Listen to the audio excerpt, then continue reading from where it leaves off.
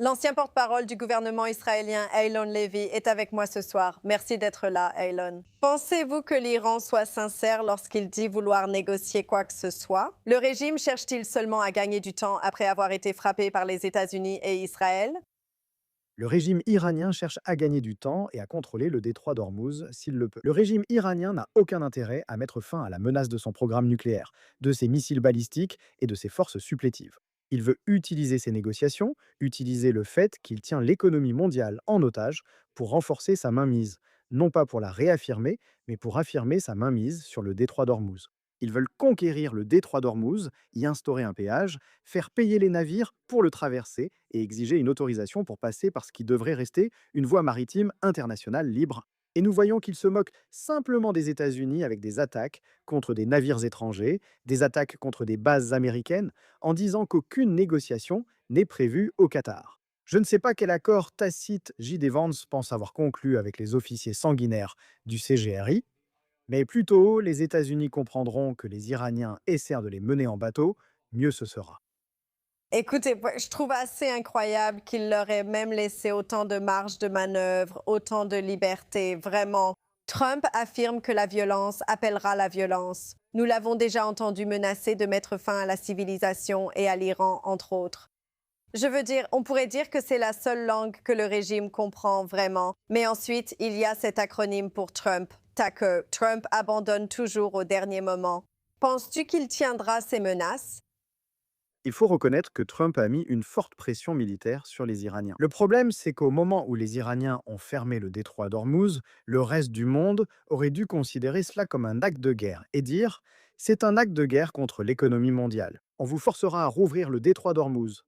Les alliés de l'Amérique ont répondu Amérique, ce problème est de votre fait, à vous de le résoudre. Et les Iraniens ont compris qu'ils pouvaient fermer le détroit d'Ormuz et que personne n'allait les arrêter, parce qu'au final, l'Amérique cédera à la pression économique et politique à cause de la hausse des prix de l'essence. Et cela va avoir des répercussions sur les voies navigables stratégiques partout dans le monde, car les régimes vont les observer et réaliser qu'avec suffisamment de forces militaires, ils peuvent obtenir tout ce qu'ils veulent. Et même la plus grande puissance sur Terre va perdre ce bras de fer et ne les forcera pas à le rouvrir. Je pense que c'est tragique que le monde n'ait pas obligé les Iraniens à mettre fin au blocus du détroit d'Ormuz.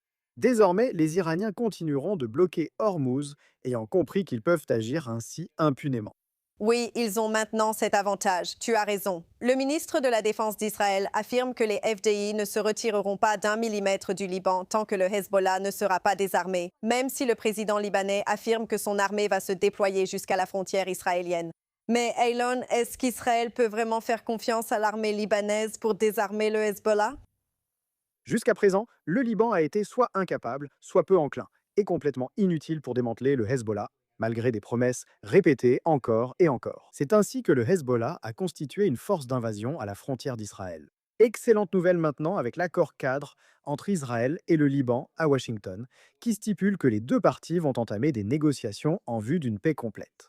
Et Israël déclare nous sommes prêts à rendre le sud du Liban à un gouvernement libanais capable de maintenir une frontière calme. Nous ne rendrons pas ce territoire au Hezbollah. Tant que le Liban ne prouvera pas sa capacité à démanteler le Hezbollah, un retrait israélien reviendrait à rendre le territoire au corps des gardiens de la révolution islamique qui contrôlent le Hezbollah.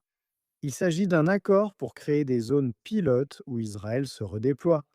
L'armée libanaise s'installe et doit prouver sa capacité à démanteler le Hezbollah. Si le Liban pouvait simplement affirmer sa souveraineté sur son propre territoire, Israël se retirerait et il y aurait la paix. Mais si le Liban n'arrive pas à contrôler son propre territoire, Israël ne permettra pas à ces terroristes financés par l'Iran d'être à nouveau à deux pas des habitations israéliennes.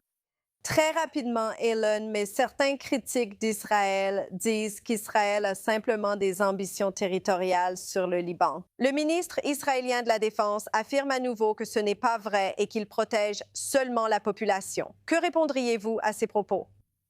Ces critiques oublient qu'Israël s'est retiré de chaque millimètre du Liban en l'an 2000 et ce vide n'a pas été comblé par une belle démocratie libérale. C'est un groupe terroriste financé par l'Iran, appelé Hezbollah, qui a constitué un arsenal de 150 000 missiles et une force d'invasion à la frontière d'Israël. Israël ne veut pas contrôler le Liban, il veut la paix avec le Liban. Le problème, c'est qu'il y a un groupe terroriste appelé Hezbollah au milieu. Plus vite il se débarrasse du Hezbollah, plus vite il y aura des vols Tel Aviv-Beyrouth. Aylon Levy, merci d'avoir été avec nous ce soir.